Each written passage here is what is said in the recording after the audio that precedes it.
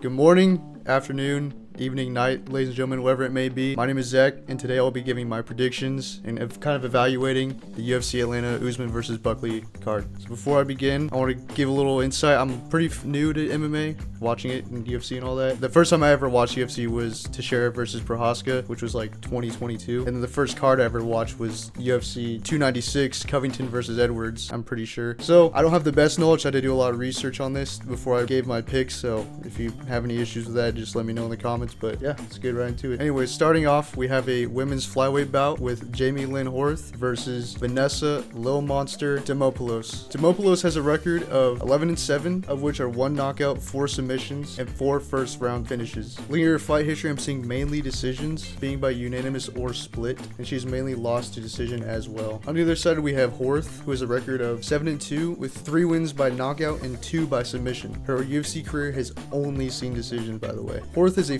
5-inch height advantage and a 6.5-inch reach advantage over Lil Monster. Both these fighters, pretty much majority of their fights have gone to the distance, so that's why I'm going to say that this fight will end in a decision. So I think I'll be picking Jamie Lynn Horth to win by split decision. Moving on, we have Phil the Fresh Prince Rowe versus Anja the Last Ninja Lusa in a welterweight bout. We all know Lusa from his infamous fight with Brian Battle.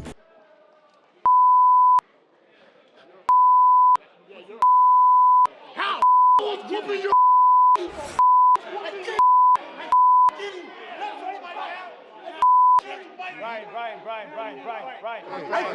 Kill you! I swear to God, I kill you! Lusa has a record of 10-4 with 5 wins by knockout, 1 submission, and all 6 of those finishes took place in the very first round. Unfortunately, none of those finishes have taken place in the UFC, and it was before he got signed. So in the UFC, he's only seen decisions. Phil Rowe, however, has a record of 10-5, 6 of which were by knockout and 4 by submission, and all 3 of those took place in the very first round. In the UFC, Phil Rowe has only won by knockout and has only lost by decision. Rowe has the 5-inch height advantage and the 6.5-inch reach advantage over Anja Lusa. So with all that being said, I think I will pick Phil the Fresh Prince Rowe to knock out Anja Lusa, probably in the second round. Next up, we have Ricky Simone versus Cameron the Babyface Killer Smotherman. Smotherman has a record of 12-5 with 6 knockouts and 1 submission. This is Smotherman's 3rd fight in the UFC, and right now he sits at 1-1 with both of those fights ending in a decision. Ricky Simone, though, has a very impressive record of 21-6 with 7 knockouts, 4 submissions, and 7 of those finishes happening in the first round. But for a fun fact, Ricky Simone's UFC debut was against Merab Dvalishvili, where he got a technical submission over him, but it was listed as a KO/TKO because Merab did not tap, and it was the final round. Fight was over. So with that being said, Ricky Simone has some very well-aged wins and even losses, which are a nice even mix of KOs, submissions, and decisions. Smotherman takes the height advantage by 3 inches, but they both share the same reach of 69 inches. Ricky Simone has far more experience in the octagon than Cameron Smotherman, so that's why I will pick Ricky Simone to submit Cameron Smotherman,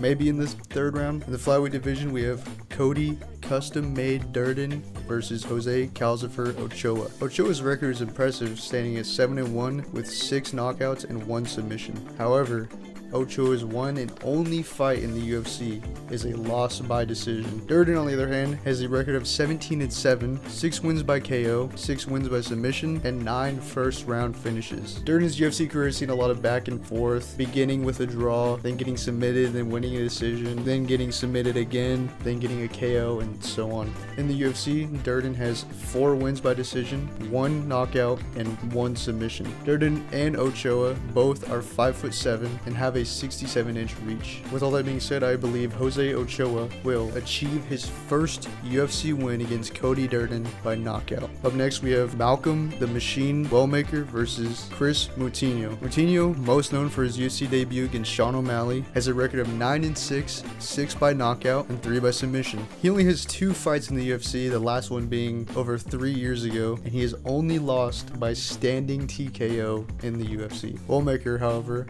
is undefeated at 9-0, 5 of those wins by knockout and 2 by submission. Wellmaker had a very impressive debut over Cameron Simon, where he got a first round knockout. Wellmaker not only stands at 5'10" with a 3-inch height advantage over Moutinho, but he also has a 3.5-inch reach advantage over him. While it would be impressive and inspiring for Chris Moutinho to come back and finally get a win, I don't think it's going to happen. I just can't see Malcolm Wellmaker not getting another highlight KO in front of his home state of Georgia. So Wellmaker by KO probably in the second or third round. Now, two veterans, Michael Maverick Chiesa versus Court the Crusher McGee, will fight in a welterweight bout. McGee has a record of 23-13, 5 of those wins being by knockout and 7 by submission. Interestingly enough, McGee has a win over former champion and current 5th ranked contender Robert Whittaker, which took place back in 2013. Anyways, all you need to know is Court McGee has gone to a lot of decisions, whether he's on the winning or losing side. Chiesa, though, could be considered a submission artist with a record of 20-7, in which 13 of those 20 wins are submissions. Funny about that, though, is he has been submitted by none other than Jorge Masvidal. Masvidal only has 2 submissions in his entire UFC career, and one of them happens to be the submission artist Michael Chiesa. But then again, looking at Chiesa's fight history, it looks like he either gets the submission or he gets submitted or whatever. Chiesa is 6'1" and has a 2-inch height advantage over Court McGee, but Chiesa and McGee share a 75.5-inch reach. So in a battle of 2 old heads, I think that Michael Chiesa will come out on top and make Court McGee tap, probably in the 3rd round. Now, the featured prelim, Paul Bear Jew Craig versus Rodolfo Trader Bellato, is a scary one as a Paul Craig fan. Bellato's record is pretty good, standing at 12-2, 7 wins by knockout and 4 by submission. His UFC career consists of knocking out Ihor Potieria and then having a really strange fight against Jimmy Crute where it ends in a draw. Anyways, Paul Craig has a record of 17-9 with 4 knockouts and an impressive 13 submissions. And also impressive, 11 of those finishes were in the 1st round. Looking at Paul Craig's fight history, we remember his hilarious last-second submission over the current light heavyweight champion Magomed Ankalaev, the time he broke the current number 4 light heavyweight contender Jamal Hill's arm, and then his trip to middleweight where he went on a 3-fight losing streak that ended in a brutal and bloody domination by the greatest middleweight in the world, Bo Nickel. Paul Craig and Rodolfo are both 6'3", but Rodolfo takes the reach advantage by 77.5, which is an inch and a half over Paul Craig. We all know and love Paul Craig and his ability to lose to the most random fighters in his division, but then beat some of the best fighters in the world, sometimes at the last second. So of course, this fight will go one of 2 ways. Paul Craig will either get brutally knocked out by Bellato, or he'll probably submit him, maybe 3rd round. My heart says Paul Craig by submission, but my brain says Rodolfo Bellato by KO. And I mean, let's be real, maybe in the 1st round. So kicking off the main card, in a light heavyweight fight, we have Alonzo Atomic Minifield versus Omar Sy. Sy is undefeated with a record of 11-0, 4 by KO and 4 by submission. So far in the UFC, he has 1 submission win and 1 unanimous decision win. Minifield, however, has a record of 16-5, 10 knockouts and 3 submissions. And Minifield seems to really hold his own in the UFC so far. I mean, he's beaten some pretty good fighters in the light heavyweight division. Omar Sy has a 4-inch height advantage where he stands at 6'4" and takes the reach advantage by 7 inches where he has a 83-inch reach. Both Alonzo and Omar have an average fight time of less than 2 rounds, which makes me think this fight's going to end in a knockout. It could be a submission based on both of their fight histories, but I think it's more likely it's going to be a striking battle, so it's probably going to be a KO. And honestly, I want Minifield to pull off the upset, but I think Omar Sy is going to knock out Alonzo Minifield in the 1st round. Up next, we have Mansour Abdul Malik versus Cody Brundage. Brundage has a record of 11-6, 6 knockouts, and 3 submissions. Brundage has also had a pretty back and forth career in the UFC. He either will get KO'd or submitted, or he will KO and submit. On the flip side though, Abdul Malik is undefeated at 8-0 with every single win being a finish. 7 knockouts and 1 submission, and 6 of those being in the very 1st round. So there's 2 that weren't in the 1st round, which is impressive. Abdul Malik's so far 2 fights in the UFC have both ended in a knockout. So I mean, Abdul Malik is going to knock out Cody Brundage. Cody No Love Garbrandt versus Ione Barcelos. It hurts to say this, so I'll just blow through it right now. I think Ione Barcelos will submit Cody Garbrandt. Maybe 3rd round. Moving on from that, we have Edmund, the Golden Boy, Shabazian versus Andre Petroski. Edmund and Petroski have pretty similar records where Edmund has the record of 14-5, and Petrosky has 13-4. However, the biggest difference is that of Petrosky's 13 wins, only 4 of those are by knockout. Edmund, on the other hand, has 12 knockouts out of 14 wins. And honestly, both their fight histories show that this is pretty evenly matched. So I think if Edmund wins, it'll be a knockout. But if Petrosky wins, it'll be a decision. But I am leaning more towards Shabazian knocking out and Andre Petrosky. For the co-main event, we have Thug Rose Namajunas versus Miranda Fear the Maverick. And let's be honest here, this is going to end in a decision. You can bet the house on that bet. However, I'm pretty sure Rose Namajunas will win the decision over Miranda Maverick. Finally, for the main event, in the welterweight division, we have a very fun fight